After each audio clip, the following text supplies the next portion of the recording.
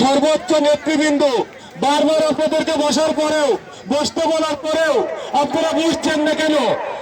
বাংলাদেশ জাতীয়তাবাদী দল সবসময় সুশৃঙ্খল, সুসংগঠিত, সুসংগঠককে পছন্দ করে। বালিয়াকান্দি উপজেলা নিয়ন্ত্রণ করছে। যারা এখনো 2 লাইনের মাঝে দাঁড়িয়ে আছেন, আসলে এরা কি রোজাদার না? যদি রোজাদার হয়ে থাকেন, দয়া করে সিনিয়র নেতৃবৃন্দর দিক নির্দেশনা বাস্তবায়নের লক্ষ্যে এখানে বসে যান।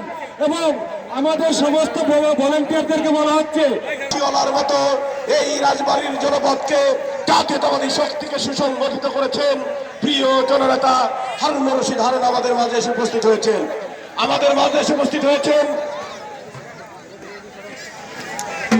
আমি দায়িত্বে আছেন, প্রত্যেকটি ভলেন্টিয়ারের দৃষ্টি আকর্ষণ করছি, আপনারা খাবার পরিবেশন শুরু করে দেন, নাইলে আপনারা সময় পাবেন না। আমি প্রত্যেকটি ভলেন্টিয়ারকে যে লাইনে যার দায়িত্বে আছে, আপনারা সুষ্ঠুভাবে খাবার পরিবেশন শুরু করে দেন, তা না হলে আমাদের সময়ে খাবার করা যাবে না। যারা পিছনে